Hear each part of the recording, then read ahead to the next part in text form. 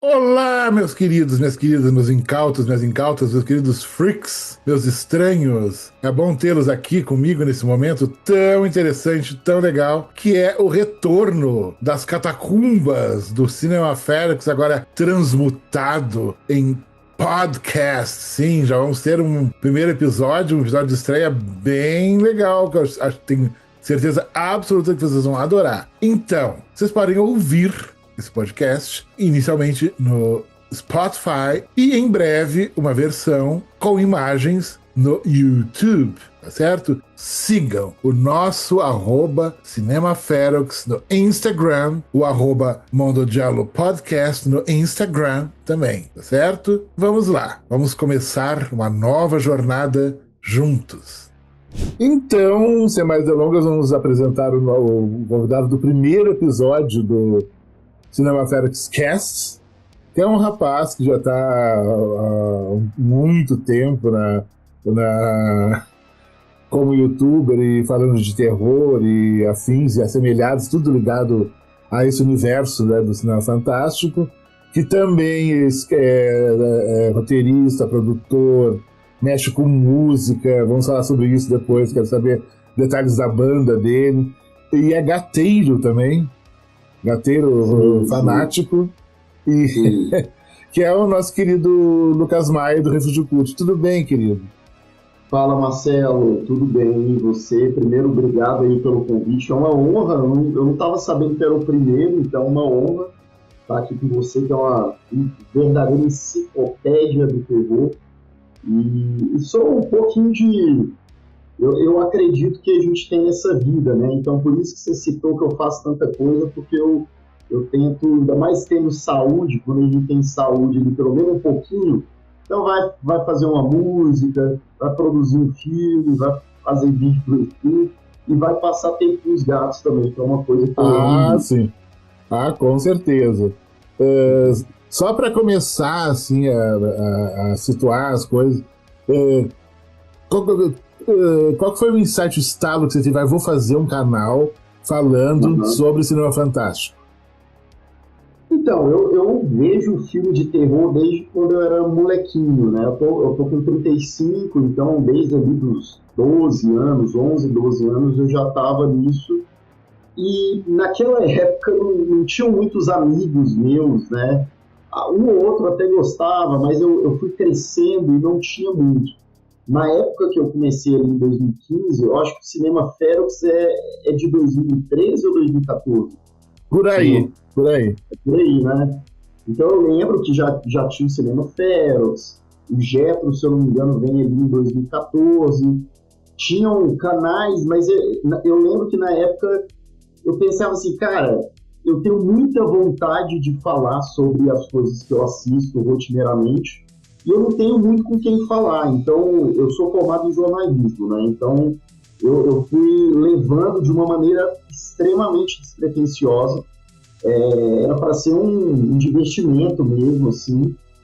E aí, no passar do tempo, a consequência foi vendo, né? A gente foi vindo, melhor dizendo. A gente foi tendo ali uma comunidade de pessoas que foram se mostrando mais interessadas ou começaram a se mostrar interessadas pelo gênero por conta do que eu estava falando. Então, isso foi me incentivando cada vez mais. Mas, inicialmente, foi uma coisa bem sem muita meta, assim. Foi para fazer, para trocar uma ideia mesmo sobre o que eu gostava. Legal. Eu também a minha formação é em jornalismo também. Aqui, na verdade, eu queria ter feito curso de cinema, mas não tinha. Né? Agora, onde eu estudei na PUC de Porto Alegre, que é uma coisa gigantesca, faraônica. Né? Eu não sei se quando você for para Porto Alegre, ou se for, conheça, que vale a pena. Assim. É uma coisa gigantesca. E agora tem... o curso é de audiovisual, falo. E já formou... muita gente conhecida, até os meninos que fizeram Tinta Bruta, por exemplo, saíram de lá. O meu sobrinho que se formou ano passado lá. Tem um monte de gente interessante que está começando a fazer curtas. Virou meio que um celeiro assim, dessa novíssima geração lá do Sul. É um curso muito bom. Nova leva, né, do audiovisual aí. E na minha época até tinham cadeiras, assim, cadeira, na minha época era cadeira, não era matéria. Cadeiras de cinema, né? A gente aprendia a linguagem, a gente chegou a fazer um curtinha, assim, mesmo. mas é tudo muito... Isso na de jornalismo. Na de jornalismo. Que na minha graduação era jornalismo, gráfico, né, impresso, rádio, televisão e cinema. E não era relações públicas, era outra coisa, assessoria de imprensa. Então era um monte de coisa. E tinha essas cadeiras de cinema, e todo mundo era muito ligado ao cinema. Era uma época que Porto Alegre tinha muitas salas de cinema, e a gente saía da faculdade, ia pro cinema, ia para um bar discutir. Depois, na época que as pessoas discutiam cinema em bar. Agora se discute nos chats, né? Na internet, porque tá todo mundo cronicamente online, né, Marcelo? Então era uma outra formação, e tinham discussões acaloradas nos filmes, era uma época muito boa. Aí eu sempre fui ligado ao cinema, sempre tive um fascínio muito grande pelo cinema dele, e que eu já falei várias vezes, até em outros momentos, que quando eu tinha 9 anos, meus tios me levaram para ver o Tubarão, quando tinha TV estreia, em 75, aquilo abriu um portal para mim, depois daquilo ali nunca mais parou. Né? Foi o Tubarão do Spielberg que te deu esse pontapé, assim. E eu tinha um tio, né, que já não está mais entre nós, aqui, o tio Paulo, que me introduziu o cinema europeu, as outras cinematografias de gênero, assim. Então, eu sempre tive mentores, professores, amigos. O cinema italiano, que é uma paixão sua, também vem dessa época ainda? Veio dessa época, que era uma época que passava muito cinema italiano ainda, no cinema, né? Maravilhoso. Quando teve o VHS, eu descobri o horror italiano, que não se lançava muita coisa nos cinemas, embora aqui em Rio e São Paulo se lançou muita coisa na época, mas outras capitais era difícil, porque era uma época que para os filmes chegarem, era em película, né? Chegarem nas outras capitais demorava meses, era tudo um processo mais lento, né? E o VHS ajudou a diminuir essa janela, né? Assim. Aí que começou. E foi isso, né? Mas o cinema italiano sempre eu gostei muito da sonoridade, e eu nasci numa região italiana, né, em Bento Gonçalves, então convivi com a cultura italiana. Olha só. Isso aí pode ter te influenciado também. Sim, né? Sim. E aí começou, tudo que era ligado a cinema na faculdade eu sempre fazia. E aí que começou, né? Essa coisa de gostar de cinema, de discutir, querer escrever. E sempre o cinema fantástico já começava a ser o meu favorito naquela época, mas eu via de tudo. Via os lançamentos, os blockbusters, que estavam começando os blockbusters. O primeiro blockbuster mesmo foi justamente o Tubarão, né? Foi o primeiro grande sucesso mundial, assim, que parou tudo. E tinham cinemas no centro que tinham sessões às 10 da manhã que começaram. E filas. Foi um filme extremamente disruptivo em vários sentidos, né? Sim. De tubarão, em que o tubarão praticamente não aparece, porque ele aparece pouquíssimo, né? Você já viu o documentário do tubarão, que mostra todos os problemas lá de bastidores? Eu não vi inteiro, eu vi trechos, assim. Eu sei que agora parece que agora nos Estados Unidos, acho que em Los Angeles, está tendo uma exposição gigantesca, toda dedicada ao tubarão. E eu me lembro que uma exposição que teve aqui no MIS de filmes de terror, tinha uma instalação que você entrava numa sala e era uma coisa meio em altíssima definição, uma tela enorme de altíssima definição, quase um holograma, que era como se você estivesse dentro daquela gaiola debaixo d'água. E não tinha nada. Um silêncio, assim, olha, vem o tubarão com tudo, um som, bota o som no máximo, cai água do teto. Nossa, que susto, fiquei apavorado.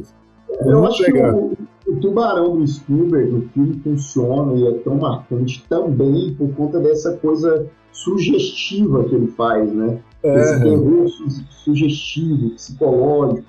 Olha o tubarão, sem necessariamente a gente olhar o tubarão frontalmente, mas toda essa ideia, essa coisa gigante, ameaçadora rondando ali é é o que fez o filme, né, ter essa popularidade e até hoje, né, mais de 50 anos. Sim, é a força da natureza mostrando, olha, a natureza é muito maior que o ser humano. O ser humano não é nada. Impacável, né?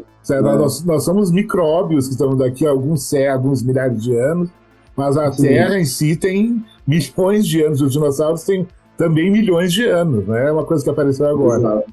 Então, mais ou menos, para mim, esse é o espírito da coisa. Né? E, falando em Tubarão, ele completou o ano passado 50 anos, teve reprises e passou em muitos lugares em uma versão IMAX, teve todo um retorno, foi revisitado o filme, a importância dele, tanto para o cinema em si, como para a própria indústria do cinema, né? Porque depois do Tubarão, a indústria do cinema não foi mais a mesma, né? Se criou marketing, se criou um monte de coisa. E era já na época, sem mínimo indício de que um dia teríamos rede social, na época eu me lembro, os spots de TV, debates e rádio, todo mundo falava muito do Tubarão. Viralizou antes desse termo sequer existir, né? Sim. Viral, né? E esse ano agora, de 2026, tem alguns filmes importantes, né? Que estão fazendo 50 anos. Eu destacaria inicialmente 3, para a gente fazer uns comentários, dar uns pitacos agora, que seria, na minha opinião, nossa querida Carrie, a Estranha. Todos vão rir de você. Ah, sim, tá. E do nosso querido Brian De Palma, né? Maravilhoso, adoro, sou apaixonado pelo Brian De Palma. A Profecia, The Omen, né, do Richard Donner. Maravilhoso também. Que é citado no Agente Secreto. Que eles estão no cinema. Sim, verdade. Que a galera sai do cinema ali desnorteada. Né? E também, trazendo 50 anos, que aqui no Brasil são como Os Meninos, né? O Quem Pode Matar um Ninho, né? O Can Kill a Child, do Inácio Ibano Serrador, aquele das crianças assassinas, que gerou, né? Acabou gerando o Colheita Maldita, né? Depois do Stephen King. Eu não me lembro quem é o diretor do Colheita Maldita agora. Mas é muito bebê, ele marcou muito na época das locadoras, todo mundo, nossa, chegava na locadora, o pessoal falava, tem um filme novo aqui, Colheita Maldita. Aí eu vi a capa, era uma mão com uma espécie de foice. Foice. E aí eu peguei pra ver, nossa. Aí anos depois eu fui descobrir esse filme do Narciso, né, que no Brasil é Os Meninos, né, que na verdade é Quem Pode Matar uma Criança, né. Aí que eu fui descobrir, daí eu vi da onde o Stephen King tirou, inclusive, o conto original, que tem um conto original, que inclusive acaba explicando coisas sobre o filme. Mas vamos lá, vamos voltar para nossa querida Carrie. O que eu ia te perguntar, até sobre o Stephen King, eu não sei se você sabe sobre isso, mas ele já falou que Os Meninos é a inspiração direta para a Colheita Maldita. Então, olha! Ele já falou, né? Sim, porque o filme é de 76, é o ano que foi lançado Carrie. Sim. Que Carrie é o primeiro livro lançado do Sim, não escrito, né? Ele já tinha escrito algumas coisas, não publicadas, e aí o Carrie é a primeira publicação dele, né? Que tem uma curiosidade, Lucas. Ele odiou quando depois escreveu, eu não vou lançar esse lixo, ele falava. Aí ele jogou literalmente a lata do lixo, mas a esposa dele, eu tinha gostado, pegou sem ele saber, tirou da lata e mandou para a editora. Aí passou um tempo, a editora ligou para ele, nossa, eu adorei o seu livro, e qual? Não é esse. Ele tinha mandado outros. Um chamado Carrie, ele ficou, ele só olhou para ela e entendeu tudo, né? E deu no que deu, né? A mulher salvando e pensando mais que o homem desde sempre, né, Marcelo? É verdade. Teve a intuição. E viu uma coisa, um filme que tem a questão do gênero feminino ligado ao terror, que é incrível, né? Tudo é um filme que gira em torno das mulheres. Né? Dela, da mãe, das colegas. E tal. E você tá me contando essa história, e a gente tá falando da década de 70 e tal. Isso. próprio tem aquela lenda que dizem que parte dessa história é verdade, parte dessa história é um pouco de mito também, que a mulher do George Lucas é que salvou Star Wars. Você já ouviu essa história? Já também. Que diz que a primeira versão de Star Wars estava uma porcaria, digna de jogar fora, e ela, como editora, né, ela é editora de filme, ela foi lá e fez as mexeções dela, e o filme ficou bem melhor, né? E aí a galera até fala depois que o corte final mesmo é do George Lucas ainda, mas que a mulher dele salvou muita coisa do filme e direcionou para o que a gente conhece lá do primeiro Star Wars 77, né? Muito legal isso. E é um filme lançado um ano depois, de 77, o Star Wars. Exatamente. Um ano depois do que a gente vai falar, que vem Carrie e tal. E tem um outro filme muito... eu confesso que eu fui ver esse filme há cerca de 1 ano e meio atrás, mas depois eu fui olhar a história dele e o quão influente ele é pro terror até hoje, que é de 76 também, que é o Communion, né? O Comunhão, isso. Ellis, que é maravilhoso, tem toda aquela coisa, tanto do plot twist, quanto do terror psicológico e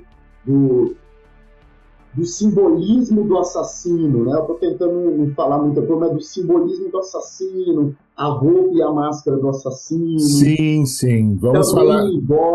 Também envolve de criança, né? A gente tá falando de criança até então, sim. Mas é uma história que fala muito sobre isso, né? Sim, que tem a Brooke Shields, que para a geração Z, para a geração Z, quem é Brooke Shields? Quem foi?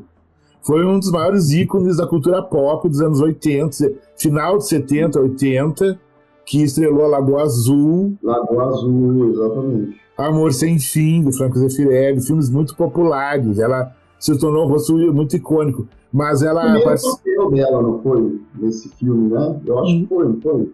Foi no Pretty Baby, do Louis Malle, que é um filme que hoje o diretor, o eleitor, todo mundo ia ser preso, né? Mas na época o filme, não sei como é que o filme foi feito. O Louis Malle conta mais... francês, o Louis Malle é francês, não é? Isso. Ele é francês, já viu, né? Pederasta. Sim, ele estava casado com a Susan Sarandon na época e ele fez 2 filmes muito bons nos Estados Unidos. Esse Pretty Baby, Menina Bonita, e Atlantic City, um policial. Nesse Pretty Baby, a Susan Sarandon é a mãe de uma garota de 12 anos. Elas vivem num bordel em New Orleans, aquele clima antigo, tipo anos 30, New Orleans, anos 20, por aí. Acho que até antes. E a coisa do jazz, da cultura negra, começando a fazer parte de tudo que estava no entorno. E ela tem um momento que ela é leiloada, a virgindade dela é leiloada nesse bordel, ela como uma princesa. Imagina se algum diretor vai fazer esse filme hoje. Hoje em dia, né? Com uma atriz menor de idade. Uma criança, né? Ela é criança, né? E tem, é um filme, eu acho maravilhoso, como obras de arte, assim. Claro que para padrões de hoje as pessoas ficaram muito chocadas. Ia ter toda uma outra coisa, mas é um filme muito da época dele, assim. Mas ela tinha feito antes o Comunhão. Como ela fez antes. Você está falando dessa coisa de como se fazia cinema, né, há muitas décadas de 70. Eu estava vendo esses dias, tem 2 semanas, estava vendo o 007 contra o Satânico Dr. No, que é de 62, o primeiro. Isso, o primeiro. Connery, né? Então lá, eles faziam, por exemplo, o Dr. No é um ator branco que eles amarelaram o cara, né? Porque Sim. o Dr. No, o personagem, ele é asiático, então eles pregam ali o olho dele e tal, uma coisa que hoje em dia não se faria de forma nenhuma. Então só que assim, o filme, como arte, ele não deixa de ser interessante. Ele sim. De ser muito influente, né? Todos os 007 que vieram depois, né? Muita coisa está dele primeiro. Então a gente também tentar compreender isso. Beleza, hoje em dia não se faria, mas naquela época, né?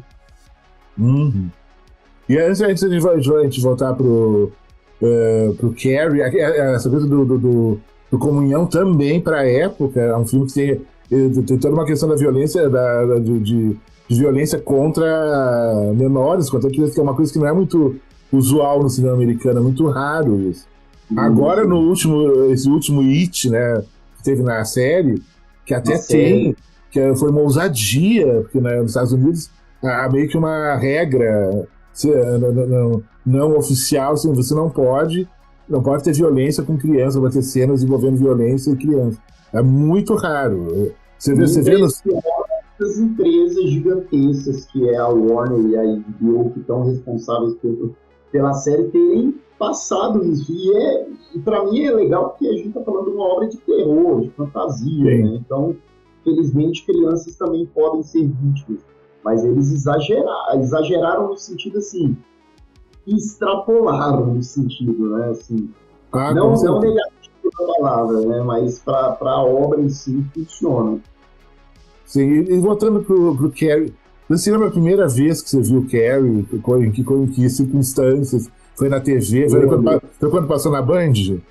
Eu acho que foi um pouco depois dessa época ali, mas eu lembro de ter visto Carrie, a versão de Palma, não só uma vez, mas muitas vezes no SBT. Passou no SBT. Passou muito. Então era justamente essa época de adolescente, ali para base dos 12, 13 anos, né? Então, passava eu ficava deslumbrado, assim, porque eu sempre, na época de escola, eu era o moleque meio diferentão, assim, eu usava um Black Power, né? Meu cabelo é bem enroladinho, então eu era metido a metaleirinho, aí usava Black Power e tal. Então, eu era o tido esquisitinho da turma também, né? Certo. Desde muito cedo eu me identifiquei muito com essas histórias, assim, Carrie é isso, né? Eu me vi ali na tela, de certa forma, né? Mas eu também eu era o gordo estranho, de óculos fundos de garrafa, que gostava de filmes de terror, e que teve uma vez que na ficha de leitura, que tinha feito da ficha de leitura, e cada um podia escolher o livro que quisesse. E todo mundo escolheu livros, assim, né? Infantos juvenis, fantasia, coisa. E eu escolhi o Iluminado do seu livro. Olha E a freira, era colégio de freira, a freira não gostou, a irmã Zoyle Herman, nunca me esqueço. Ela ficou meio passada, assim. Ela quase elas permitiram que você desse continuidade com o Iluminado ou te proibiram? Eu não ganhei 10 para leitura, mas eu entreguei, foi aceito, pelo menos. Essa era a vibe. Daí eu vi Carrie, tudo por aí mesmo. Eu fugi da educação física, aquele clichê, né?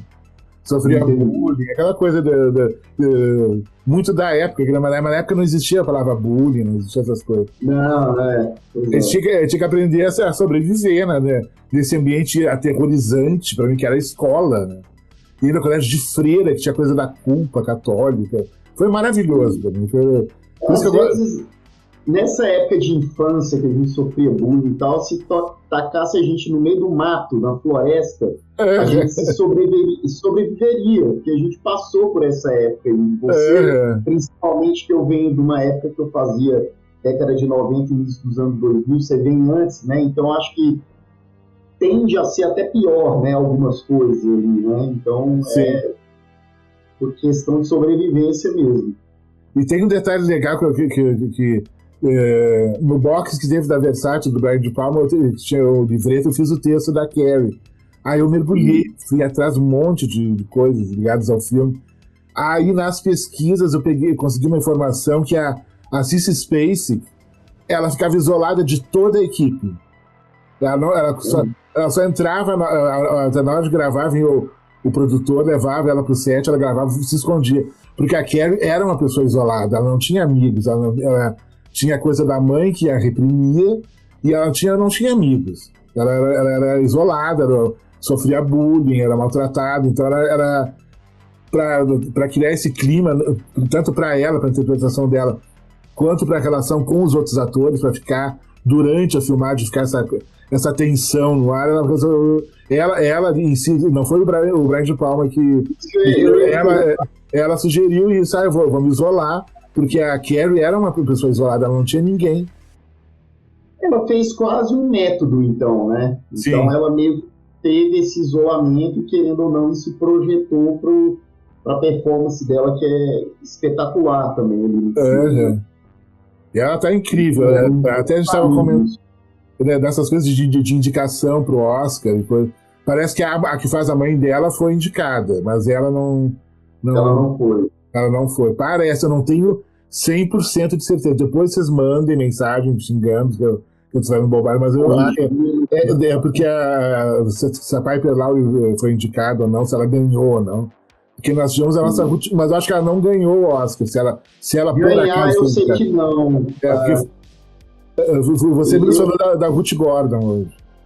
Isso. Eu estava pesquisando sobre esse, né, até para fazer esse vídeo falando sobre o Oscar e tal. Em 98 anos de Oscar, apenas 8 atores e atrizes ganharam os prêmios de seja melhor ator, seja melhor atriz, e os coadjuvantes também. Então não é só 8 pessoas, ator e atriz, não, é somando os coadjuvantes, né? Sim, você vai ter a Ruth Gordon, você vai ter o Anthony Hopkins por O Silêncio dos Inocentes, a Jodie Foster também, sendo dos 8, 2 foram pelo Silêncio dos Inocentes, né? Sim. E agora, mais recente, o Michael B. Jordan e a Amy Madigan, que antes eram 6, então aumentou para 8, né? Porque sim. Antes eram só 6 pessoas em 97 anos de Oscar, o que é muito pouca coisa, né? Pouquíssimo.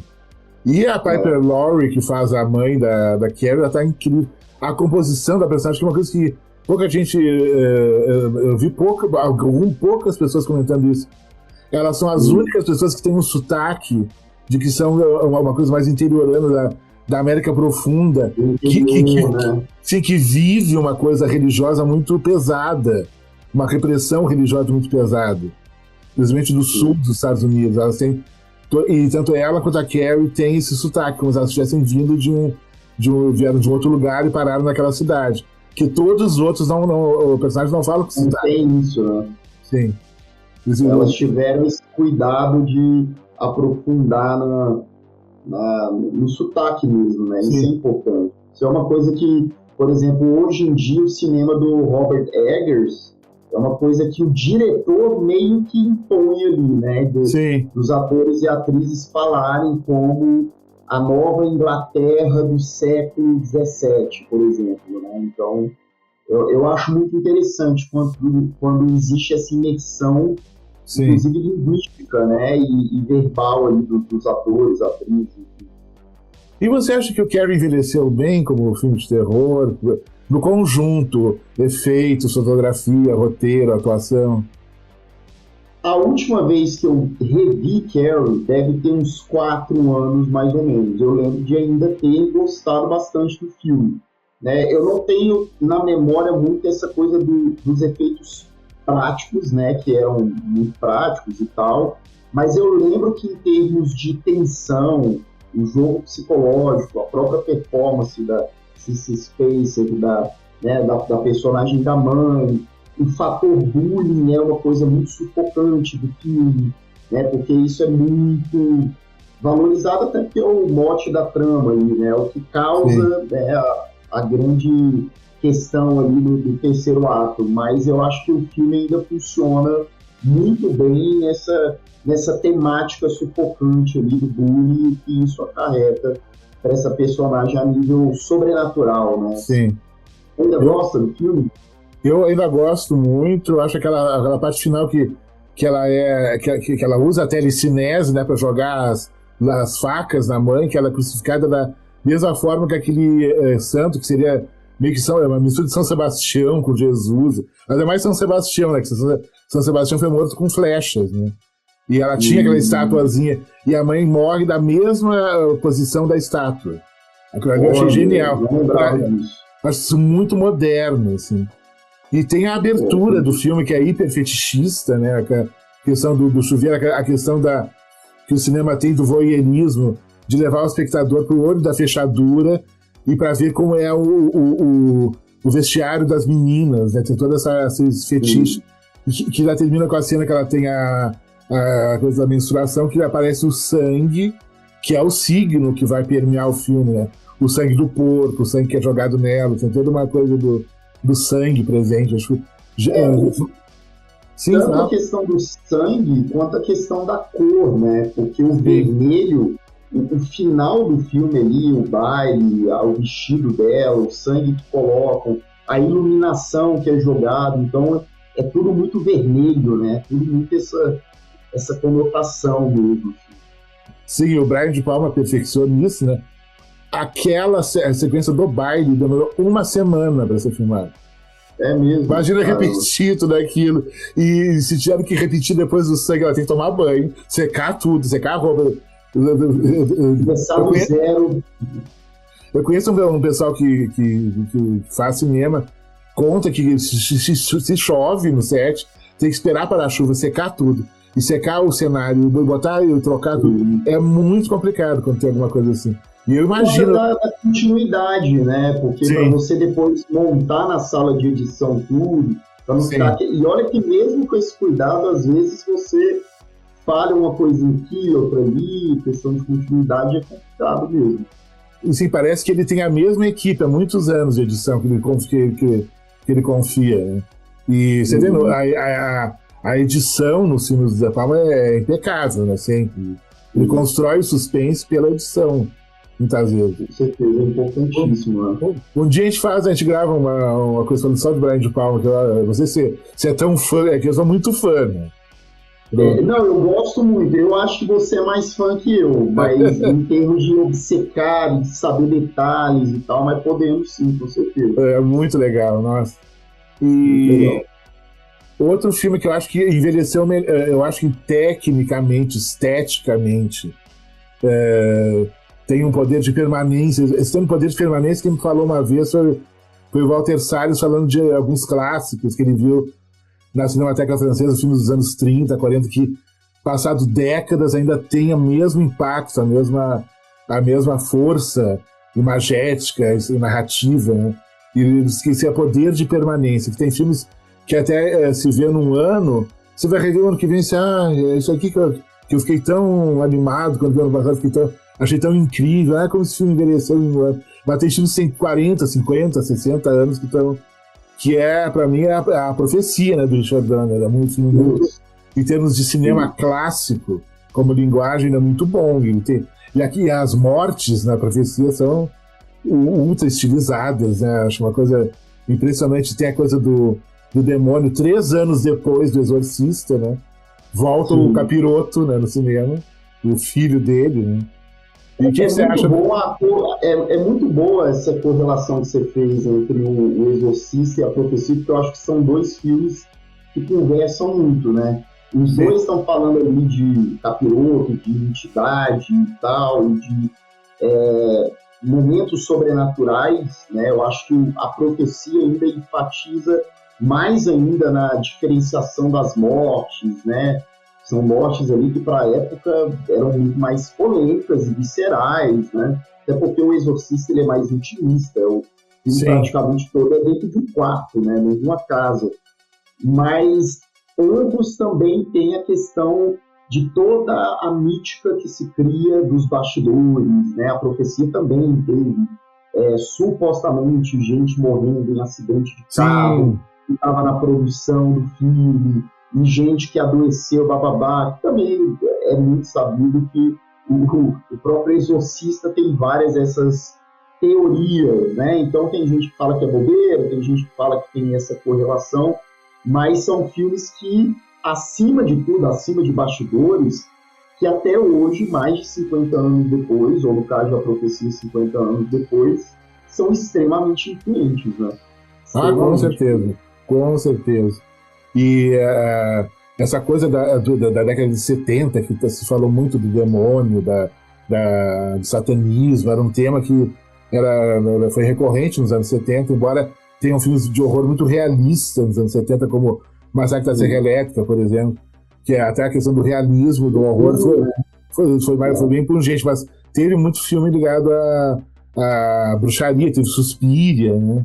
Então é uma época que teve o ocultismo, né? Que meio que o ano passado meio que retornou isso com aquele da menina que faz e a mãe que traz o pai de volta, que agora me falha o nome do filme.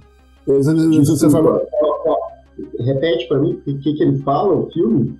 É aquele filme do ano passado que a mãe e a filha fazem um ritual com o necromancer para trazer o pai de volta, que o pai morre. É The Surrender. The Surrender, isso, The Surrender. Teve o The Surrender, teve o Traga Ela de Volta. Teve um outro filme ligado ao ocultismo também, que agora eu não estou me lembrando, mas foi um tema que começou a retornar agora. E os meninos do Traga Ela de Volta estão empenhados nisso, que já tem a coisa do primeiro Vale Comigo, coisa da Esse mão. ano, você chegou a assistir um que chama Mother of Flies? Ainda não vi, ele tá na fila. Sabe? Você deve ter uma fila também, né? Aqui tem fila. Mas assim, é porque você falou de ocultismo, ali é mais pro lado realmente da bruxaria, mas é um filme muito interessante, e é um filme que lá fora foi lançado pela Shudder, e é uma família que faz esses filmes, né? Família Adams, né? Dá pra fazer o trocadilho aí com a família Adams, mas o nome deles de fato, sobrenome é Adams. E aí Sim. A mãe, as filhas, o pai, e é muito interessante, porque é muito otimista e traz, e aí você estava falando da década de 70 e puxando para a década de 80 também, depois mais já na década de 70, é o pânico satânico, né? Sim, sim. Coisa de se colocar na mídia e dos programas usarem de um certo sensacionalismo, né? Aquele filme que tem uns 2 anos, que simula um programa de televisão na década de 70. Isso, aquele da menina possuída. Entrevista com o demônio. Isso, exatamente. Que também tem essa abordagem e tal. Então, era muito o auge e que vem da década de 70 e é permeado na década de 80. Aí você falou que está tendo uma certa retomada, né, nos últimos anos. Os próprios Filipou que fizeram Faça Ela Voltar, o Talk to Me também tem trazido esse ocultismo e possessão e tal, na minha opinião, de uma maneira bem criativa e visceral também, né? Eles conseguem trazer uma brutalidade para esses filmes. Você falou, o Faça Ela Voltar. O ano passado eu falei 200 vezes. Primeiro eu falava Faça Ela Voltar, Traga Ela de Volta. É o mesmo filme, gente. É que eu às vezes confundo. É que às vezes eu falo que eu nomeio ele como Traga Ela de Volta, mas é Faça Ela Voltar. No cinema foi Faça Ela Voltar, né? Acho que no cinema. A tradução literal é Traga Ela de Volta, né? Bring Her Back. Mas aí eles traduziram para Faça Ela Voltar. Sim. Ah, tá. E agora eles vão ter o outro filme da mão, que parece que chama Outra Mão na história. Vai ser outro, né? Já estão produzindo. Então, eu acho que acredito que ano que vem deva sair o Talk to Me 2, né? Que aí é Fale Comigo mesmo, que eles traduziram. Sim. Eu não sei se você concorda, Lucas, mas pra mim, do horror atual, eu boto minhas fichas nesses meninos e no diretor da Hora do Mal. Não sei se você compactua dessa ideia, ou você tem mais alguém para colocar nesse grupo de promessas do horror. Eu sou muito fã do Robert Eggers. Ah, sim. Então eu acho que o Robert Eggers ainda tende a entregar muita coisa interessante, inclusive em dezembro de 2026 tem o Werewolf dele, né? Que é o filme de lobisomem, que eu tô curiosíssimo, assim, para ver a abordagem dele e tal. Mas os Filipou, depois deles terem entregado 2 excelentes filmes de terror, assim, um atrás do outro, sendo os primeiros longas deles, né, do YouTube também, a galera do YouTube, acho que eles estão com a moral lá em cima, né. Eu estou tentando lembrar o nome do diretor do Weapons. Eu simplesmente esqueci. Mas eu acho que ele tá terminando de filmar o Resident Evil, né? Sim. E ele vai fazer a prequela da história da Tia Gladys. Vai, já tá garantido. Ah, tá, lembrei. Eu ia até pesquisar aqui, não lembrei. Zack Gregor. Isso. Eu acho que ele é bem promissor, né?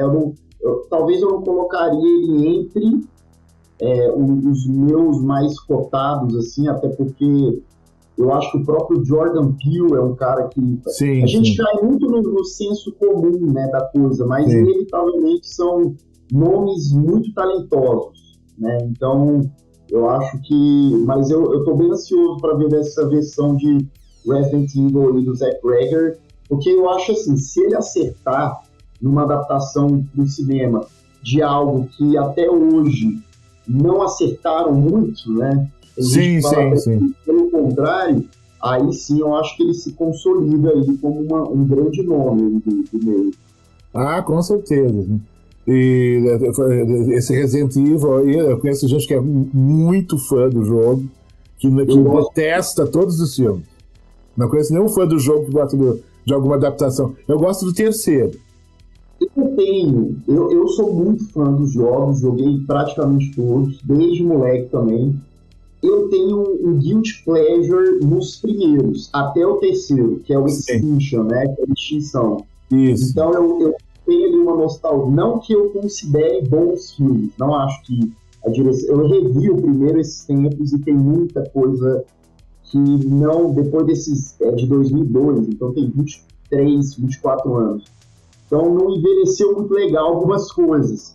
Mas ainda assim eu acho divertidos esses 3 primeiros ali. Ah, com certeza. E voltando para terminar a profecia, eu acho o molho, a cobertura de chocolate da profecia é a trilha sonora. O que é aquela trilha sonora? Aquilo ali é assustador. Você põe aquilo, é muito assustador. Eu queria te perguntar, aproveitando que a gente está aqui, agora eu vou te perguntar ao vivo aqui. Eu assisti ontem, eu assisti um filme de terror de A Bela e a Fera, que ele é tchecoslovaco. Ele é de 78, né? Aí eu tô trazendo para cá porque é mais ou menos desse período. Já chegou a assistir esse filme?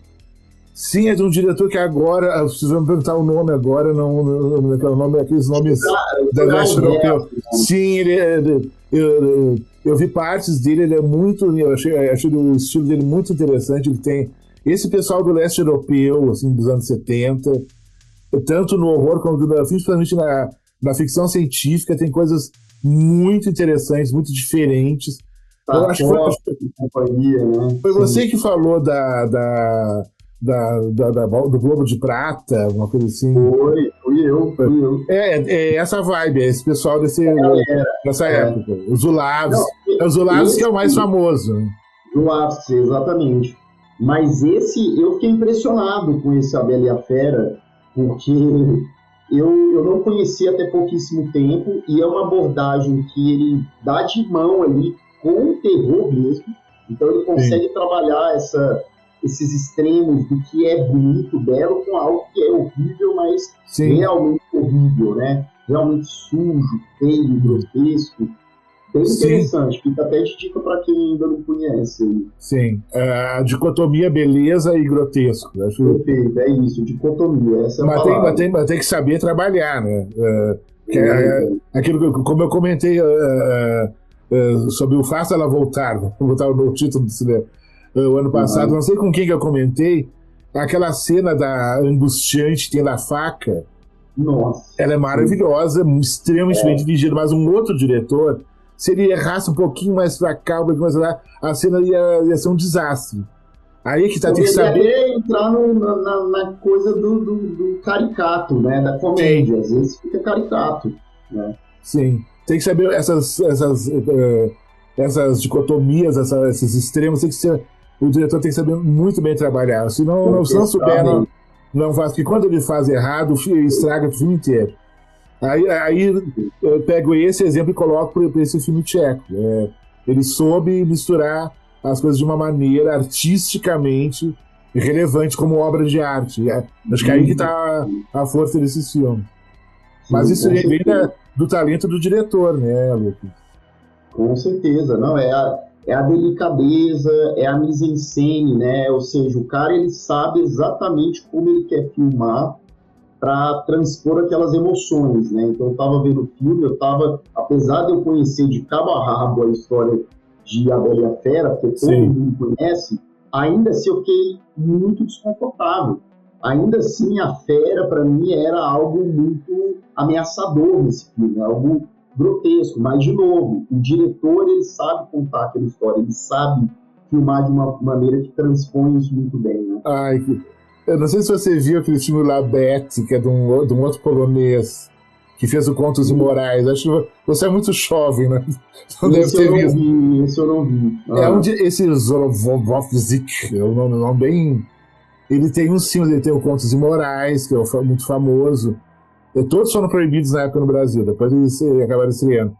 E ele tem o Contos Moraes, aquele que tem a Paloma Picasso, a filha do Picasso, fazendo a Condessa Bathory, tomando banho de sangue das virgens. E ele fez, caramba. e ele tem a versão dele chamada Labette, que no Brasil era A Mulher e Labette, que é uma versão, Hum, assim, um pouco sexualmente explícita da história, que é e a bem Bela e a grotesco, Fera. bem estranho, bem bizarro, tem umas coisas. Tem a insinuação de abuso infantil de um padre com um menininho tocando piano. É pesada a coisa. E eu me lembro que no cinema eles fizeram uma garra de. Eu não sei se era papelão ou o que era aquilo, tinha uma garra na frente do cinema, e aí tinha uma entrada. E as pessoas passavam por Hum, baixo dessa garra. E eu consegui, que na época a gente não podia entrar, né? Era 18 anos, mas o porteiro era meu amigo, ele vai correndo que não tem ninguém, que a censura fazia batidas no cinema, para saber se tinham menores nos filmes.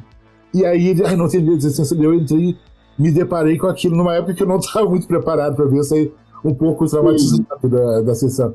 Ele chama Labette, é bem setentão, é bem maldito, é um filme Eu vou procurar, me interessei bastante, eu me é um, interesso por esse tipo é de um pouco coisa. incômodo, assim, mas depois eu te passo Me passa, por a- favor.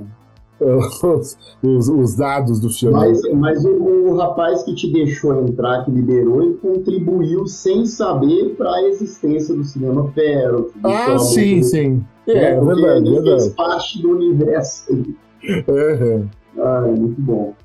Aquelas coisas da época, né? Eu me lembro que na época os cinemas tinham muita propaganda, cartazes enormes e instalações e coisas. Hoje em dia, não, tem alguns shoppings, algumas coisas que capricham, né, na decoração Sim. no lobby. Mas tem outros que não tem pouquíssima coisa, né, mas antigamente tinha mais. Era outra época também, né? Porque agora o cinema virou uma coisa, não é mais uma diversão de massa, como era antigamente.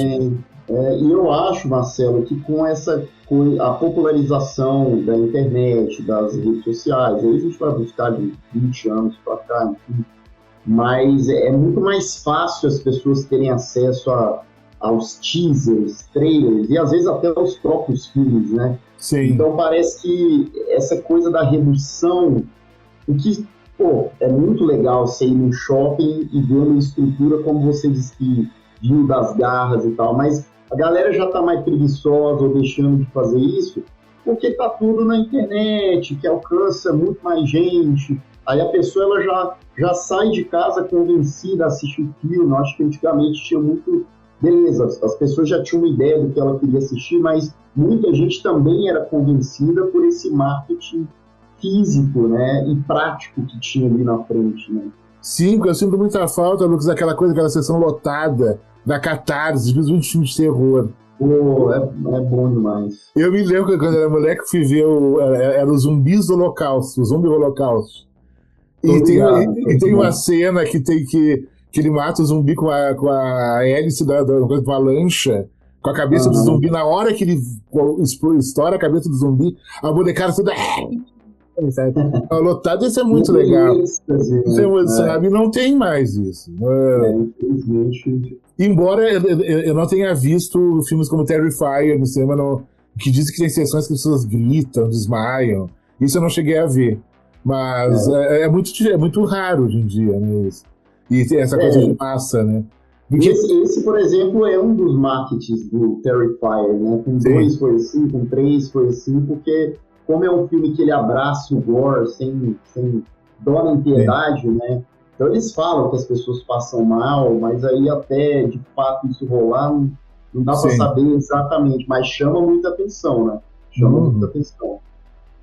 É bem por aí mesmo. E a relação do público com o cinema. Que, Lucas, se você for ver, tudo hoje em dia é feito para o ser humano ficar em casa. É iFood, é 99, é tudo food. Tem a comida que você quiser, dependendo da cidade que você mora, tem absurdos de coisa. Te entregam na porta da sua casa, tem 200 streamings, sabe? Então, para você sair de casa, tem que sair de casa. Se você tem carro, você tem que pegar o carro, estacionar no shopping, pagar estacionamento. Aí sobe. Se vai você com o namorado, com a namorada, ou com um amigo. É 2 pessoas pagando ingresso, comendo alguma coisa. Olha, eu não sei as pessoas que estão ouvindo de outros estados, aqui em São Paulo, qualquer saidinha que você faz é 150 pila, sabe? Mas aqui no Brasil também é assim, E assim, é triste, né? Porque essas conexões físicas e humanas, e você sair, ver gente, ter essas experiências igual a que você está falando, Sim. Ter um cinema, não digo nem, hoje é querer demais, talvez, um cinema 100% lotado, mas, pelo menos uma sala de cinema que tenha mais da metade de lugares ocupados, isso é difícil hoje em dia. E ver, realmente, sentir essas reações, mas é porque você mesmo já falou, né? Eu acho que está tudo se programando para ser uma coisa individual em casa mesmo. Ou no máximo você com a sua família ali, pronto, acabou, né? As televisões são cada vez maiores, as telas são grandes, não são tão caras quanto foram lançadas há anos atrás. A tela fininha, maior. Hoje em dia, uma TV de 50 polegadas não custa menos da metade do que custava 5 anos atrás. Então, já tem uma tela grande. E eu imagino, Lucas, aquele pai, o pobre do pai, o pobre da mãe, com 3 filhos, vai levar no cinema as crianças. As crianças chegam no cinema, tem aquela bomboniere, aquele monte de bala, chocolate, tudo colorido, as crianças, ai, querida! Imagina a grana que uma família deixa hoje para levar os filhos para ver um filme, né? O cinema lucra muito com a bomboniere, né? Eu acho que mais do que com os ingressos, né? Então, é isso, né? Aí o pai ele vai pensar 3 vezes antes de levar os filhos para o cinema hoje em dia. Eu sou de um tempo que eu ia com uns trocadinhos, eu ia no cinema, eu ia no centro, que na época o centro tinha trocentos cinemas, era um do lado do outro, tudo que é tipo de filme que se pudesse imaginar. Quando eu me mudei para São Paulo, eu ainda peguei um pouco da Cinelândia de São Paulo. Era muita coisa. E isso na minha infância, adolescência. E ainda sobrava uma grana para ir na banca comprar gibi. Eu adorava a revista Mad. Ainda saía, comprava Mad, comprava alguma outra revista ao estilo do Contos da Cripta. Era o que eu gostava, assim, de gibi. E com trocado, sabe? Hoje em dia, se você achar um cinema que seja R$40 a inteira, é muito difícil, é tudo 50. Dependendo, tem cinemas gourmet aqui que é R$200. Mas você fica numa poltrona, tem garçom trazendo coisa, tem de tudo. Mas algumas salas são mais baratinhas, assim. Mas é muito difícil. Para uma experiência básica hoje, até para a pessoa que paga meia no cinema, só para ela, é preparar o bolso para pelo menos R$100 aí para a pessoa sair de casa, né? Sim. Porque aí você vai gastar gasolina, vai pegar um ônibus de metrô, vai pagar um ingresso, vai comprar alguma coisa para você comer, então E aí com R$100, sei lá, vamos botar 20 anos, 20 e poucos anos, você saía do cinema e fazia mercado quase. Com R$100 pode pagar 2 mensalidades de streaming. Exatamente. Eu conheço muita gente que pensa assim. Eu tenho um amigo meu, o Cosma, que mora no Canadá, ele e a família não vão mesmo no cinema. Ele tem uma televisão gigante em casa, eles têm tudo em casa. Tudo nos streaming. As crianças ficam vendo coisa da Disney. Faz muitos anos que eles não vão no cinema, uma opção. E também tem o péssimo comportamento do público, né? O público atual é uma coisa que eles acham que eles estão em casa, estão na varanda de casa, eles ligam o celular, eles conversam, mandam um recado, tô vendo o filme tal, como se estivesse em casa. Né? E a própria luz do celular já incomoda muito, né? Você vai achar uma coisa É horrível. uma guerra, o Marcelo, é uma guerra que, infelizmente, o cinema tem muitas coisas contras, né? São Sim, muitos, sim. muitos fatores. Você estava falando dos seus amigos, mas eu conversei com um colega que eu não via há muito tempo e a gente entrou nesse papo de filme. A última vez que ele foi ver filme foi na época que estava lançando aqueles Vingadores, os últimos lá, Sim, sim. não sei se era Ultimato, enfim. Ou seja, é uma coisa que o cara tinha 6, 7 anos que não ia no cinema. Sim, Então é uma sim. coisa triste, né? Mas tem essa coisa da acessibilidade. Mais uma vez, eu acho que deveria se equilibrar mais, né? Eu acho que são experiências diferentes. A experiência, definitivamente, eu amo ir ao cinema, a gente trabalha com isso, fala de filme, né? Sim, Então facilita pra gente, mas a experiência que eu tenho aqui em casa, mesmo com a televisão grande, não vai chegar perto da experiência que eu tenho no cinema. sim, com O som, certeza. seja na ambientação, que você está ali, escuro e tal, a tela é gigante. Então é uma coisa que eu acho que as pessoas elas poderiam lembrar um pouquinho mais, assim. Com certeza. E, Lucas, é só você perceber, quando é aquelas promoções, R$ 10 o ingresso, enche. Às vezes que eu fui numa promoção de R$ 10, a sala estava cheia. Então Exatamente. realmente, é explicitamente um problema de custo. As pessoas, O custo, do sabe? preço, sim. Porque as pessoas elas vão optar, elas vão sair, elas vão, sabe? Vou deixar R$ 50 para ver um filme, sabe? E de É, repente, tô vendo esse filme, tem um cara do lado gritando, falando alto. As pessoas pensam duas vezes. Eu ainda dou a gente dá um truque aqui que a gente vai, às vezes, nas primeiras sessões do dia, e dia de uhum, semana, que é mais barato, aí não é uma coisa mais civilizada. Mas eu já soube sim. de tipo shopping popularzão, tipo a Malha Franca, que em São Paulo, que é gigantesco. Fim de semana, à noite, lota e uma gritaria, Um pânico. inferno, né? Não, eu acho que tem os horários, eu também posso ir geralmente em um horário mais à tarde, então você vai ver um cinema muito mais tranquilo, né? Ali às vezes tem sessão do filme popular, sou eu e mais meia dúzia de cabeça, ou umas Sim, 10 pessoas, ali é tranquilão. E ainda assim tem um ou outro que o pessoal conversa. Agora imagine o pessoal que só pode ir fora do horário comercial, que acontece, né? A pessoa só vai numa sexta-feira à noite ou num sim, sábado à tarde, que aí tá lotado o cinema.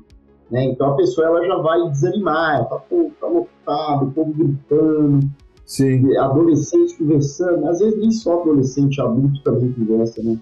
É muita coisa mesmo.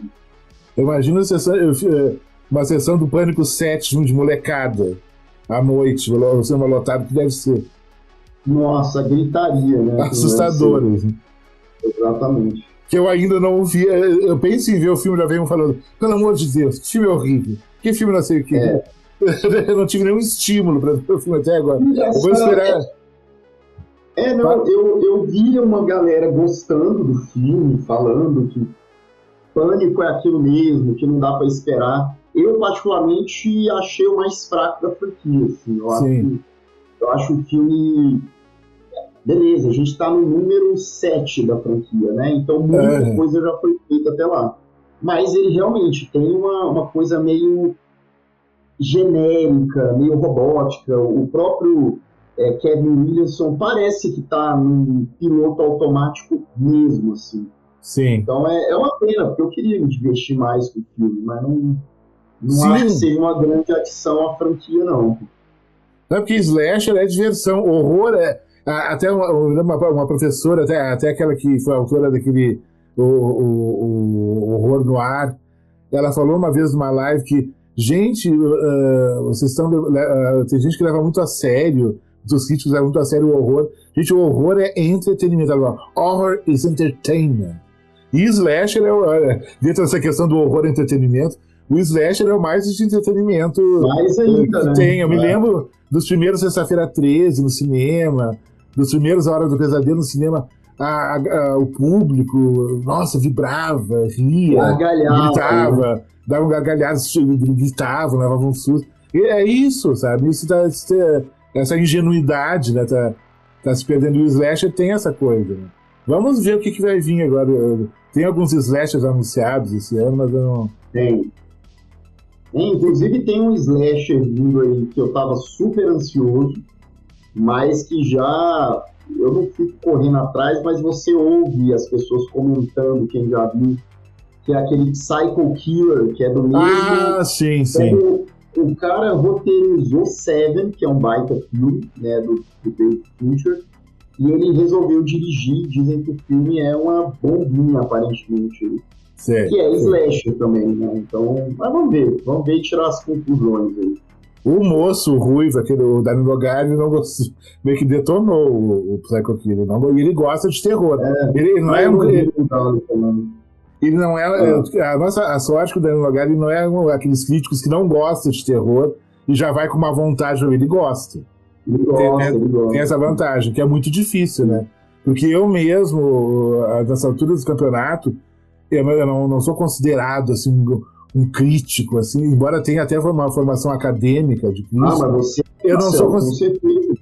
Mas eu não, por eu mergulhar muito, me debruçar muito no horror, sabe que tem uma parte da crítica que acha que não, isso não é o cinema ser considerado como arte, coisa não.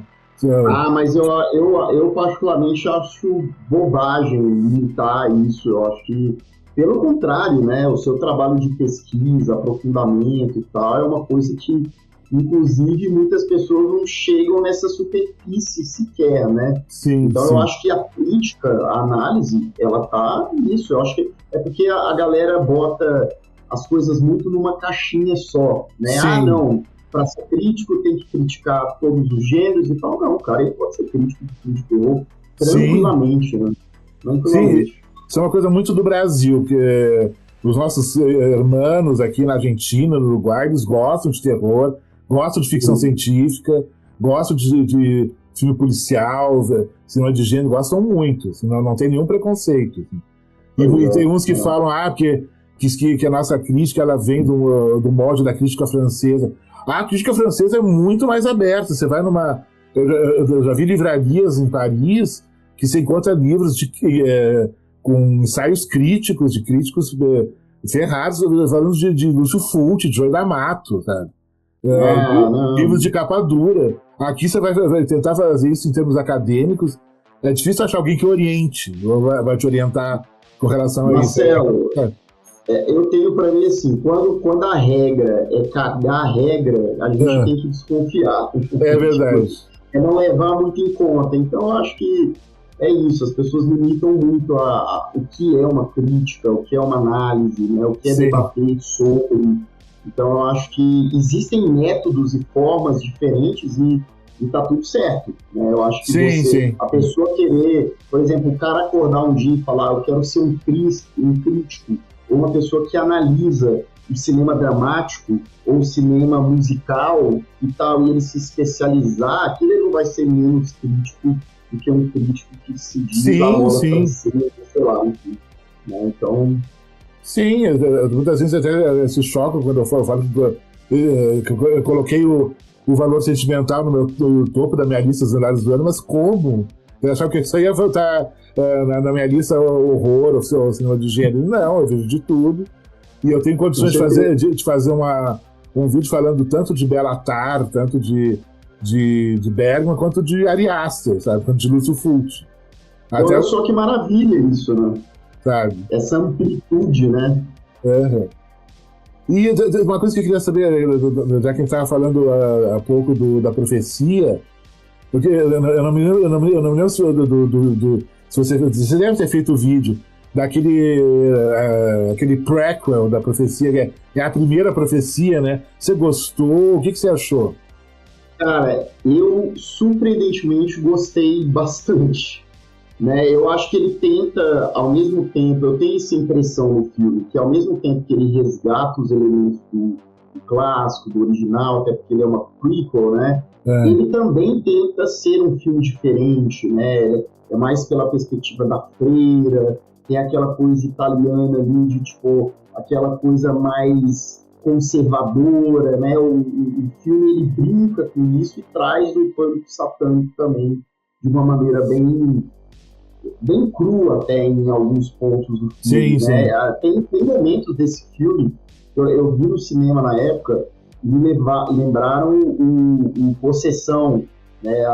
A própria atuação da menina lá, da Tiger Wood, lá, eu esqueci o nome dela completo, que lembra a Isabela Adjani no Isso, Possessão, né? No isso. Possession. Então, isso me encantou no filme, que ele consegue trazer, sim, essa base da profecia, mas ele consegue ir além. Eu acho que ele é redondinho, assim, ele consegue ser um Sim, filme sim, sim. interessante. Você gostou dele? O que você achou? Eu gostei. A nossa Sônia Braga é satânica, né? Ah, tem a Surpreendente. Sônia Braga, é verdade. Maravilhosa. Eu Verdade. gostei muito do filme. E eu já fiz a experiência de ver ele e depois ver a Hum. profecia de 76. Até que orna bem, assim, você foi É fazendo mesmo? essa Ó, experiência. eu nunca Mas, fiz isso. mas eu estava esperando um desdobramento, que tem a questão do que nasceram duas crianças nasceram, né? Um menino e a menina, e ela ficou com a menina. E eu acho que essa coisa de ser uma menina, que seria depois futuramente uma mulher, como isso iria se desdobrar, acho que daria um bom caldo, né? No outro filme que eu ainda estou esperando, não sei se eles vão fazer. Eu acho que é isso, né? São essas aberturas que eles fazem para uma suposta continuação, um outro filme. Se Sim. vai acontecer, eu confesso que eu não vi nada a respeito, né? Também até agora nada. Eu sei Mas seria que interessante. Seria interessante. eu sei que vai ter um novo Exorcista agora, ano que vem. Vai. Do Mike Flanagan, né? Tem até É, a Scarlett Johansson é. aí. Eu acho Bom, o Mike Flanagan competente, eu gosto de muita coisa que ele faz, mas tem aquela coisa dessa necessidade de você ter que reaproveitar uma franquia extremamente popular, né? É uma necessidade muito comercial aí nesse meio. Então a gente sempre fica com o pé atrás, mas torcendo acima de tudo para é. ser um bom filme, né? Não, melhor que aquele Devoto vai ser qualquer filme Não, melhor que não, Devoto. qualquer coisa. Se botar na mão de uma criança para dirigir um Sim, exorcista sim. bom, é melhor do que aquele Devoto, que é muito fraco. É muito Pelo amor fraco. de Deus, não, aquilo ali é vergonha alheia, sabe? E a É, atriz original, também ela disse que ela jogou uma grana muito alta, achando que eles não iam pagar. E pagaram, ela teve que aceitar e pagar aquele mico, aquele King Kong, né? Nem mico. Né? é aquele King Kong. Ela falou que tinha esse boleto ali para pagar, né? Eu acho que é É. isso. As contas elas não param de chegar, coitado. E Ah, ela infelizmente idosa não. já. É, Agora elas chegam por e-mail, né? Pior. melhor ainda. Quando você acha que elas não vão chegar, elas estão lá no e-mail, no celular, É em qualquer verdade. lugar. Se olhar. Né? Então, Lucas, agora para começar a se encaminhar para a metade final, os Uhum. meninos, esse Quentin Mataroninho, eu sou encantado, eu sou apaixonado por esse filme. É um filme que mexe muito, eu gosto muito do diretor, o Inácio Ibanez Serrador. Ele tem um filme chamado Lar Residência, que no Brasil saiu como Internato Derradeiro, parece que é a Casa dos Desejos também. Eu até nos posts que estou fazendo no Instagram do Cinema Fest, a gente falou desse filme em si. Ele tem. Inclusive, eu tô para falar dele já tem um tempo, e aí eu tô maquinando aqui, eu tô pensando que quando eu for falar, acho que não vai demorar tanto, vou pedir para você dar uma palhinha lá, se você aceitar, óbvio, Pode falando um ser. pouquinho, dando ali uma janelinha e eu incluo no vídeo, na análise, quando eu for lançar. Os Da... meninos, os meninos. Ah, dos meninos. Sim, os meninos. Ele tem duas obras-primas: os meninos Sim. e esse, o Lar Residência, que é uma das influências de Suspiria, que eu acho um dos Esse é filmes. o É um filme de horror. Ele foi restaurado há pouco tempo, teve um restauro. Ele é de 69. Ele tá num dos boxes do Obras-Primas do Terror. Eu sei que ele foi lançado em Blu-ray ou em DVD em inglês. Eu não me lembro o nome agora do título em inglês me falhou. Que agora eu tô tendo umas falhas de memória. É tanto a gente vai guardando tanta informação a vida inteira que começa a dar uns tilt às vezes. Às vezes esse filme da Residência é maravilhoso. Primeiro, que ele se passa nos ambientes que eu mais adoro, que eu sou encantado, que é o internato de jovens moçoilas, de famílias assim, abastadas. Né? Esses lugares rendem muita história. Que é um ambiente que tem várias mulheres juntas. Quando o gênero feminino tá no horror, eu acho que a coisa é mais interessante. Eu acho mais. Até na coisa da psicopatia, eu acho que as mulheres são mais diabólicas, assim, são mais. Elas não são tão explícitas. O homem no horror, ele pega a serra elétrica, a mulher não, ela vai. Ou ela envenena. Mesmo quando ela vai usar uma arma branca, é um outro contexto. O gênero feminino no horror eu adoro. E temos muitos ícones, né? Tem a Barbara Steele no Black Sunday, tem a Mia Farrow no meio de Rosemary comendo carne crua. Aquela cena eu acho angustiante, assim. Então, quando tem o gênero feminino no horror, eu acho incrível. Esse filme é praticamente só mulheres em cena. Tem um personagem masculino só. E é um filme que eu gosto muito. Recomendo a todos. É um filme a ser descoberto, assim. Filme de 69. Muito bonito. É um filme de horror, tem momentos aterrorizantes, mas com uma poesia assim, muito, muito impressionante, né? Eu acho que o Inácio ele é chileno e ele foi para a Espanha. Ele fez muita coisa na televisão, mas fez esses dois filmes. O La Residência e Os Meninos, o Quem para Matar a um Ninho, que eu acho um filme que usou o silêncio de uma forma assim, impressionante e assim como o Midsommar, né, ele é um filme de horror à luz do sol, à luz do dia. Ele tem um momento à noite, só, mas 99% dele é durante o dia. Bem lembrado, Bem lembrado. Eu pegando esse período que a gente estava falando de 76, né? E não pode deixar de mencionar aqui, senão é quase um crime, o Devorado Vivo, do Tobe Hooper, né? Ah, sim. 2 anos depois do Massacre da Serra Elétrica, né, que é de 74. Com certeza. E é um filme que se tornou cult, né, depois de um tempo, assim. Tem o Robert Englund está nesse filme. Tem do Fred Krueger, né? Sim, ele fala My name is Buck and I'm here to fuck. Que lá no Kill Bill a gente vai citar essa mesma frase. Num cara que é super filho da puta também. E esse filme do Hooper é a inspiração do jacaré do X, do X.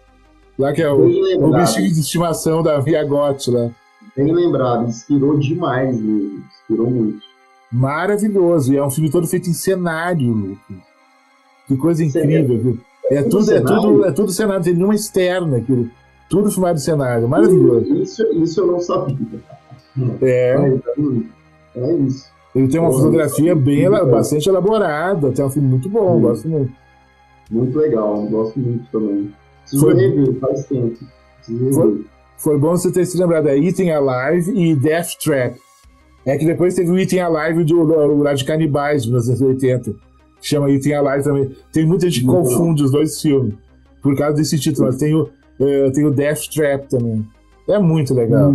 Era uma época, anos 70, não se tinha muitos pudores para trabalhar com horror. O pessoal meio que chutava o balde e tudo que via pela frente, né?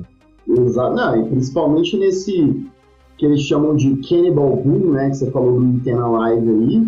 Aí nos filmes canibais era... Não apertava o freio, né? Eles só iam, assim. Sim, porque tem um filme que é quase da mesma época, que é o Emanuele e os Últimos Canibais, do Joey D'Amato, acho que é 77. É muito legal também, que tem uma...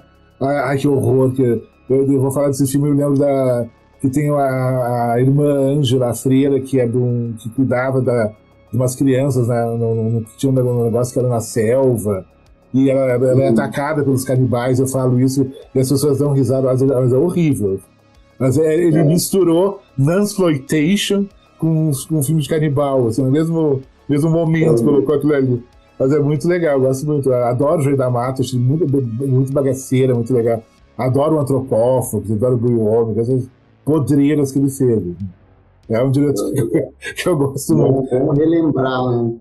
Eu falo, tem algumas pessoas que me olham meio estranho, de um jeito meio estranho, quando eu falo, eu adoro. Eu acho muito legal. O ataque da irmã Ângela lá é uma coisa incrível.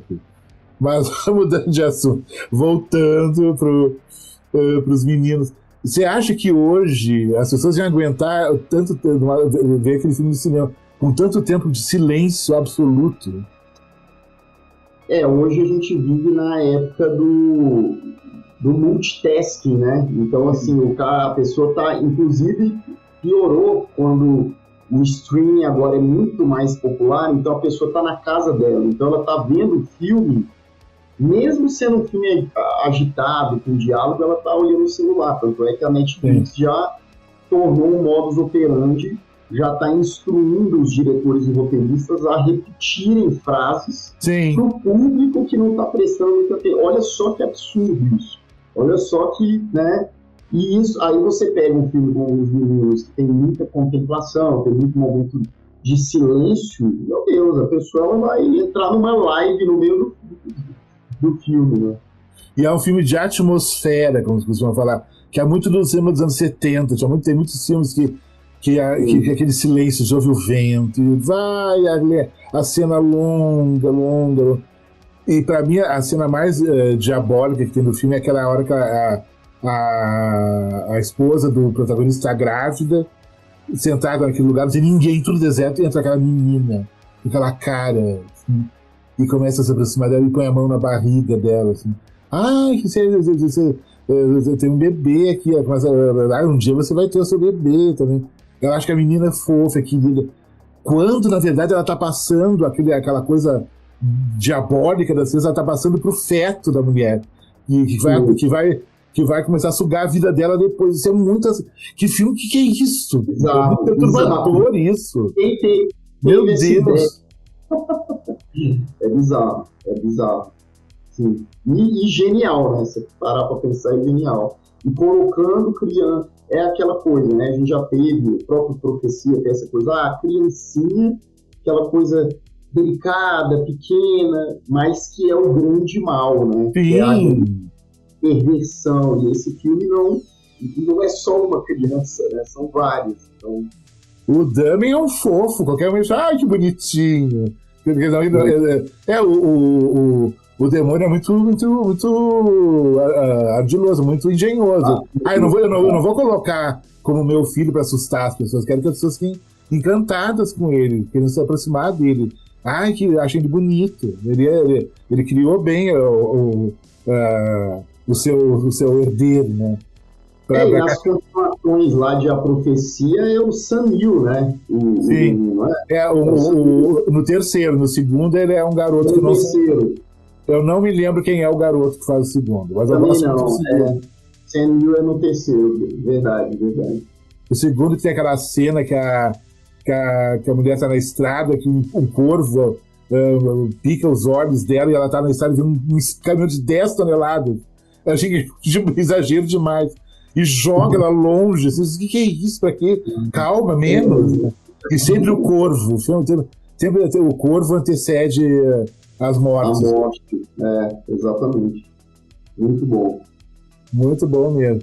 E essa coisa dos meninos e as crianças, isso é muito subversivo para a época. Né?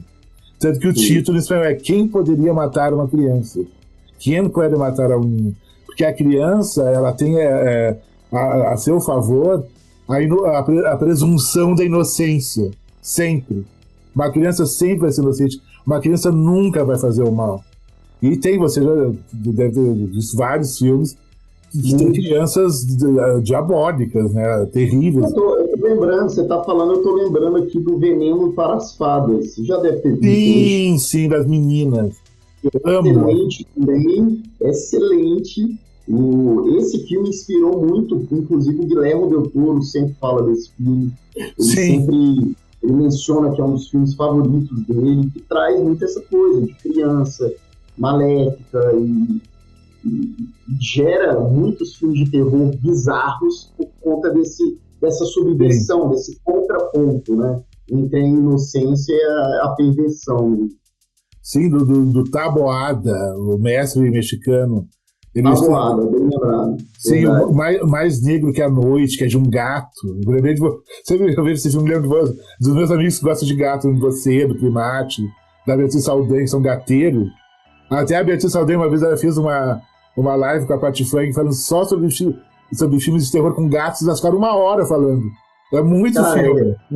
A Saldanha dirigiu um curta com o gatinho dela, você já viu? Isso, sim. Eu acho esse curta brilhante. Na época eu elogiei ela pra caramba e tal. Acho muito simples, mas muito, muito lindinho esse curta. Tem o Sol, o Vento Tem Medo, Livro de Pedra. Tem um outro filme dele que eu ainda não vi, até tenho aqui, que é mais ou menos dessa época. Ele foi um grande diretor, um grande mestre. Se ele tivesse feito só o Veneno para as Fadas, já bastaria. O Magnus Opus ali, né? Sim, é cinema de poesia, que é incrível. Lindo. A maneira como ele foi filmado, sempre no plano da altura delas, das meninas, os adultos... Mais baixo, né? Os adultos quase não aparecem, acho interessante. Sim. São mais as pernas e a cintura, parecia até desenho animado, né? Então aparecia as pernas dos adultos e os animais e as crianças, essa perspectiva mesmo. Legal, né? Esse resgate, né? Dessa época dos anos 70. Bom, falando, né? de 3 filmes, quantos filmes paralelamente vieram, a discussão foi uma década muito boa, né? Agora 77, o ano que vem vai ser os 50 anos do Suspiria, os 50 anos de que mais? Tem alguma outra coisa, outro filme muito importante. Os 50 anos de Alucarda. Tá, sim. Ano que vem vai ter umas coisas boas. Né? Adoro Alucarda, sou apaixonado por Alucarda. E me diz uma coisa, Lucas, que eu tô um pouco curioso. Não sei se você pode falar, há quantas anda aquela promoção, um concurso, que você abriu dos novos diretores de curta-metragem, aquilo tá tendo procura, mais... Agora tá, né? Com de algoritmo de YouTube, às vezes você sabe bem disso, né? Essas coisas de entrega, etc. Mas eu reforcei alguns vídeos, então assim, atualmente, enquanto a gente está gravando aqui, já tem cerca de uns 50 curtas inscritos, o que é um bom número. Óbvio que eu quero mais, né? Para quem não conhece, eu estou fazendo um festival de curtas lá no canal que chama Refúgio Curtas, lá no Refúgio Curtas, que rima, né? E aí, até para o pessoal que está ouvindo ou assistindo, quiser participar, você tem um curta ou quer fazer um curta, mande para a gente, né? O e-mail é refugiocurtas@gmail.com, né? E aí o curta ele tem que ter entre 2 e 18 minutos, né? Um curta de terror. E aí, em abril, a gente vai ter a primeira seletiva, né? Legal. A gente vai selecionar 6 curtas, vai estar num vídeo ali, e o público, dentre esses 6 curtas, vai escolher o melhor que vai avançar para a final, e a final ela acontece em outubro, né? Então, assim, abril vai ter uma seletiva, maio, junho, julho, e lá em outubro a gente vai reunir todos os 6 finalistas escolhidos pelo público, né? E vamos anunciar o grande vencedor, tem prêmio, tem troféu, mas eu estou bem empolgado, assim, até para ter o público também trabalhando com a gente nisso aí. E ela toma placebo, como é que está o tour de lançamento do filme? Você já teve aqui, né? Foi uma loucura, esgotou tudo, e teve agora em Brasília, não teve? Teve em São Paulo, né? A gente teve em Brasília também, que lotou. Tá sendo bem legal, porque o Ela Toma Placebo eu roteirizei, e o Gabriel Vinícius é um diretor muito talentoso, dirigiu, é um filme de quase 30 minutos, né? Então ele é um curta, quase média. E aí a gente tá com a oportunidade de exibir o filme e depois ter um bate-papo, né? Então eu estou nas exibições, o Gabriel também, a gente troca um papo, bate-papo, pessoal pergunta. E a nossa meta, Marcelo, é fazer pelo menos uma cidade em cada região do Brasil. Então a gente foi para o Sudeste São Paulo, Centro-Oeste Brasília, a gente quer pegar o Sul, o Norte e o Nordeste, né? Vamos tentar, é difícil, né? Porque a gente tem as questões dos custos, o lugar para exibir e tal, mas a gente está querendo no decorrer desses outros lugares aí, mas está bem legal mesmo. Ah, interessante. Você tem alguma conexão com o Fantaspoa lá no Porto Alegre, festival? Você interage? Não tem. É meio complicado. Nunca me procuraram, eu também não tenho contato no sentido de conhecer pessoas, né? Mas tá tudo bem, estamos aí para jogo também. Porque são os espaços, mas tem outros festivais também, né? Tem lá em Porto Alegre tem o Christian Verardi, que ele tem uma mostra chamada A Vingança dos Filmes B, que é muito legal. É muito legal, lota, é um espaço interessante. Ele tá no Instagram como A Vingança dos Filmes B. Legal, é uma conexão que eu recomendo. Eu acho muito interessante. Acho que tem tudo a ver com a Vingança dos Filmes B. Você vai, embora eu não tenha visto o curta ainda, mas vai ver.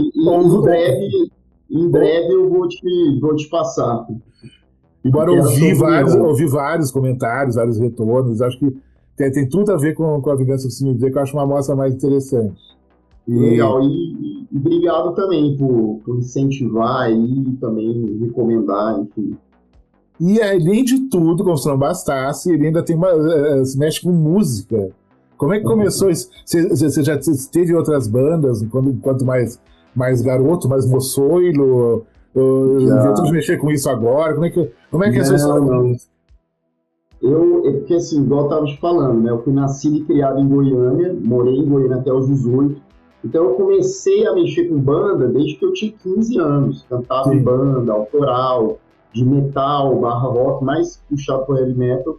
E aí, quando eu mudo para Brasília, eu tive algumas bandas aqui, covers, a gente fazia uns shows e tal. E aí eu parei um tempo. Eu fiquei, acho que uns 5, 6 anos parado. E em 2024 eu fundei esse projeto que chama Antílope, com 2 T's. Né? Tem no Instagram também, a gente já tem música lançada, clipe lançado. Vamos lançar uma música no clipe novo agora em abril. E tá muito legal, e é uma coisa meio performática, porque a gente usa máscara, né? Eu tenho uma maquiagem e eu tenho uma máscara de antílope, né? Com um chifrão, e tem os outros animais, né? Os outros integrantes também são animais, é uma banda animalesca, né? Então tem o lobo, tem o tigre, tem a cobra, e é mais puxado pro metal e cantado em português, né? Porque apesar de eu gostar de muita banda, de muita coisa que canta em inglês e outras línguas, eu estava sentindo essa necessidade de fazer em português pro público brasileiro mesmo, né? Quem sabe fazer uma conexão maior, óbvio, a gente tem várias bandas que cantam em português, mas ser mais uma peça nesse quebra-cabeça aí. É uma pergunta que ninguém deve ter feito para você. Tem alguma relação com o Slipknot? Tem. Eu gosto muito, né? Eu acho que são bandas, e não só Slipknot, eu gosto de Slipknot, mas o Kiss também é uma inspiração. Os Secos e Molhados do Ney Matogrosso é uma inspiração, né? Toda a ousadia do Ney ali na década de 70, deles fazendo aquela coisa performática, inclusive reza a lenda que o Kiss é que copiou do Secos e Molhados. Copiou. Os Secos e Molhados tocaram no México, foi capa da Billboard, e um mês depois apareceu o Kiss. Aí, pronto, tá explicado. Então, assim, tem várias inspirações, né? Mas o Slipknot é realmente uma delas, sim. O Ghost, você curte? Que também eles usam máscara, né? Demais. Eu não tenho acompanhado os últimos álbuns, mas os primeiros álbuns, o Ritual, os outros que eles lançaram depois, eu acho... me encanta essa coisa performática. Sim. Assim, a música é boa, eu acho a música muito boa, mas toda coisa da performance, do vocalista ser o Papa Emeritus, né? Aí ele tem a maquiagem, tem aquela coisa, uma prótese que deixa ele mais velho. Isso aí eu acho incrível, assim. Impressionante. Muito teatral. Eu descobri a existência desses senhores, não sei se são tão senhores assim, Quando já no Rock in Rio, eu fiquei muito impactado com o show. Eles foram. Eu não conhecia. A galera não entendeu nada. Eu lembro eu não estava no show presencial, mas eu vi ao vivo na televisão. Sim. E aí a plateia ficou meio que em silêncio ali, meio que porra é essa, né? Com perdão do meu português, mas o que é isso? Né? Porque os caras ali, aquele rock meio, o metal deles é meio setentista e aquela estética ali de anticatolicismo, né? Porque é uma coisa satânica mesmo, assim. Então, o pessoal ficou meio avariado das ideias, assim. É verdade. O show de metal assim, tem essa coisa do espetáculo que você pega um Iron Maiden, por exemplo. Eu sou de uma época que tinha essa coisa de ter algo a mais na performance ao vivo ali, junto com a música, né? Eu me lembro do Iron no Rock in Rio em 85. Muito legal aquilo. O monstro, que é o Ed, né? É o Ed, eu adoro. Ele apareceu, que foi muito legal, muito bacana. Eu gosto dessa coisa da ópera rock, da ópera do horror rock, assim, que já vem lá do Alice Cooper. Eu lembro do Alice Cooper no Fantástico, fazendo shows, ele atacava pessoas da plateia. Eu achava que era tudo de verdade, que ele atacava de verdade. Era tudo combinado. Mas eu era criança, né? Eu achava, nossa, ele bate nas pessoas, na plateia. Ele arrancou, não sei o que, ele arrancou um brinco de uma mulher uma vez. Eu achava, meu Deus, ele tá atacando. E era tudo mentira. Na época a gente achava que era verdade. Né? Tudo teatral. Eu acho muito massa. Muito legal. Então, seu Lucas, nossa, foi muito legal, muito obrigado, gratidão por ter. Foi um pouco mais de 1h30, então foi um tempo bom, o primeiro episódio. Outros virão, crianças, eu já estou com muita coisa engatilhada, e o Mão do Diálogo deve ter outros episódios esse ano também, paralelamente. Eu fechei em 60 a primeira temporada, mas vão ter alguns outros esse ano também. E vamos ter episódios aqui do Sinal Félix, que voltou surgiu das catacumbas, como um zumbicast, assim, como uma coisa... Tem que voltar, precisa voltar. No formato que agora que as pessoas abraçaram, né? Porque eu gosto muito de ouvir podcast, eu gosto de ir na academia. Eu fico na bicicleta e digo um podcast que o tempo passa. Quando você vê esses meia hora de bike por causa que você estava com a cabeça... Eu uso para lavar louça, às vezes tem aquela pilha de louça, aí você pega um podcast de 1 hora e pouco, você nem vê o tempo passando. E eu que agradeço, Marcelo, aproveitando aí, eu agradeço demais o convite. Já está convidado quando eu for gravar sobre os meninos também, para você fazer uma palhinha lá, uma aparição. Aí a gente conversa depois. Com certeza. Para mim foi um prazer aí, uma honra, e estou feliz, né, que o Cinema Ferox tenha voltado. O mundo do terror brasileiro no YouTube urge, né? Então, parabéns. Obrigado, querido, obrigado.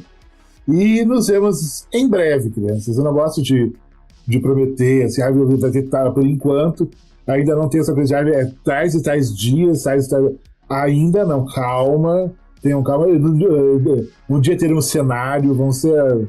Calma. Mas, por enquanto a intenção é voltar a falar desses filmes que a gente é tão apaixonado, que vocês dividir com vocês, dar dicas, espero que tenham anotado nossas dicas, que eu sempre fui uma pessoa que desde muito cedo anotei tudo que as pessoas que sabiam um pouco mais que eu tinham para me dizer, e isso me trouxe muitos benesses. Anotem, vão atrás. Hoje em dia, com a tecnologia que tem hoje de busca, vocês são dessa geração que nasceram na internet, é muito mais fácil ir atrás das coisas, que era muito difícil no passado. Então fica a dica. Vejam que as pessoas já estão um pouco mais de tempo, se conhecem um pouco mais, têm a dizer, anotem e vão atrás, que vai valer a pena, tá certo? Sejam espertos. Um beijo, criança, um beijo, querido. E os pets, como é que estão os pets? Estão bem. Você ficou sabendo, né? A gente perdeu aí, iniciozinho do ano, o nosso mais velho, que não era tão velho assim, né? O Oli. Pô, é muito difícil como isso Eu sei. acontece. Você sabe muito bem, né? Sim. Mas a gente tá com o Jobim, que é o laranjinha, e a Selena, que é uma pestinha pequenininha, muito lindinha, branquinha, com cinza, que é a nossa alegria aqui de casa, minha, da minha noiva também, ter bicho em casa eu recomendo para todo mundo, assim. A gente está nesse momento no detox pet, né? Já quase quase um ano praticamente, mas estamos gestando Ensaiando. a ideia de talvez ter um gato, criar duas espécies, um gato e um cão. Ainda não sabemos. Pronto. Mas até o final do ano, essa casa vai voltar a ter um outro ser de quatro patas habitando aqui. Tá Que certo? bom. Eu não podia deixar de terminar sem falar isso. Eu acho a coisa mais linda aqueles gatinhos. Alguns já apareceram nos vídeos, né?